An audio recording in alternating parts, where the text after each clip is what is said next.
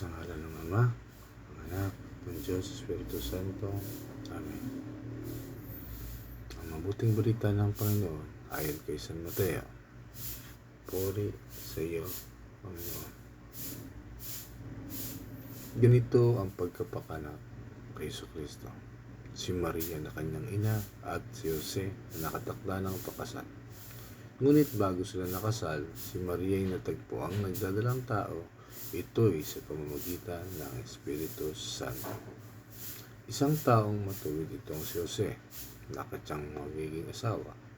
Ngunit ayaw niyang mapaya si Maria, kaya ipinasya niyang hiwalayin ito ng lihim. Samantalang iniisip ni Jose ito. Nagpakita sa kanya sa panaginip ang isang anghel ng Panginoon. Sabi nito sa kanya, Jose, anak ni David, huwag kang matakot na tuluyang pakasalan si Maria, sapagkat siya'y naglihis sa pamamagitan ng Espiritu Santo. Manganganak siya ng isang lalaki at ito'y pangangalanan mong Jesus, sapagkat siya ang magliligtas sa kanyang bayan sa kanilang mga kasalanan.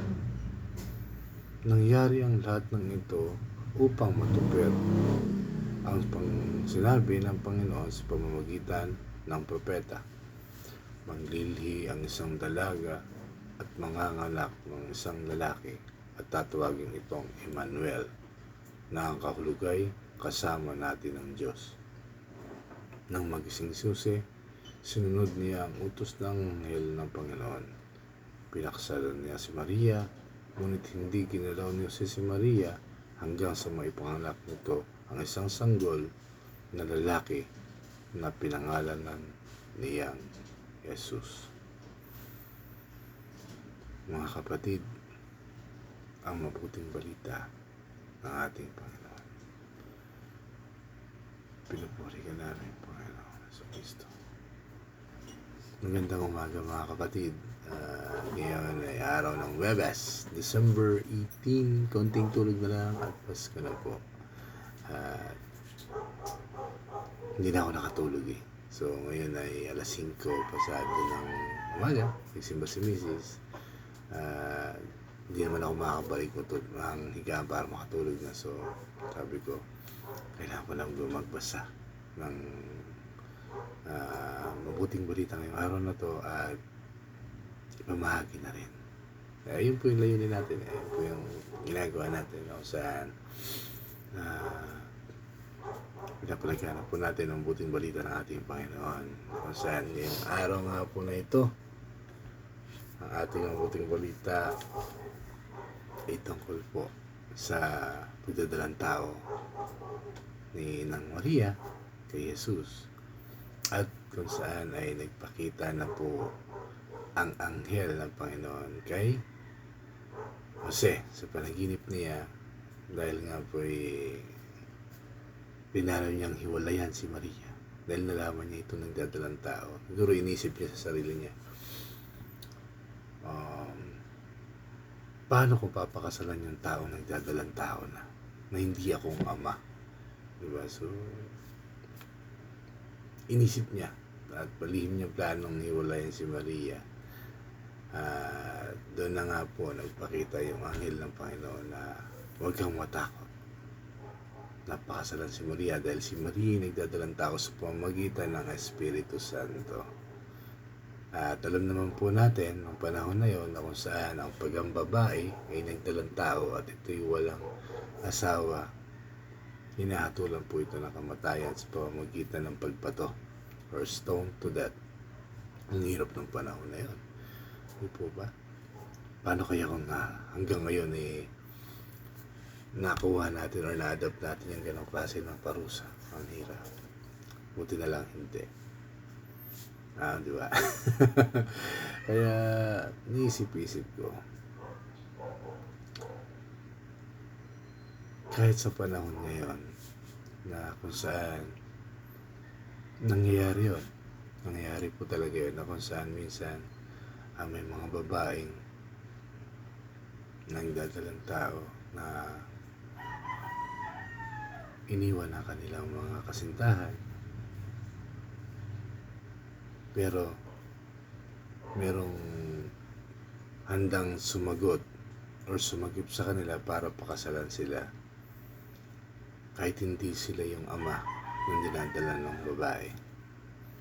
Diba, napakadakila nun, dakilang pag-ibig yan. Hindi lang dahil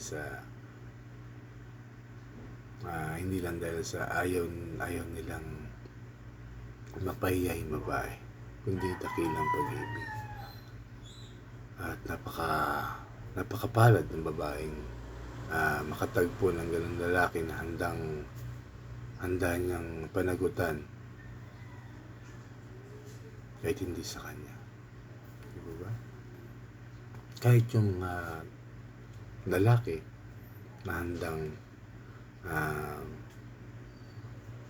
pakasalan yung mga babae may anak na, napakapalad. Kasi doon pa lang malalaman mo na dakila talaga yung pag-ibig ng lalaki sa babae kahit may anak na. Diba? At wala nang higit pa doon sakali. Kasi wala sa panahon nun tulad niya, wala namang mga anghel na magbubulong sa kanila na pakasalan mo itong babae na to. Huwag kang matakot kahit may anak na siya, kahit may 10 na siyang anak. Ay, nakakatuwa. Pag ganito siyempre kung ano-ano yung mga naisip natin na kung saan ay mabuti naman. Diba? Kasi pinapakita nito yung dakilang pag-ibig. At si Maria naman na ating ina na magpapanganak kay Jesus Cristo, na kung saan sabi nga ng mga propeta ay tatawagin ni Manuel, na kung saan narito sa atin ang Panginoon. Ito to naman, lagi siya nandito sa atin hanggang sa ngayon. Kung hindi mo pa ito nararamdaman, mararamdaman mo rin ito. Dahil ito, naramdaman ko na, nadanasan ko na, na-experience ko na hindi ka niya iiwan. Dahil katulad ko sa akin, sa aking pamilya, hindi niya kami iniwan sa lahat ng pagsubok na dumaan sa amin ngayong taon na to at nung mga nakaraang taon. Pero mas napil ko talaga na ngayon. Kaya ganito na lang ang ginagawa ko. Ito'y para sa kanya. Wala nang iba kundi sa kanya lang.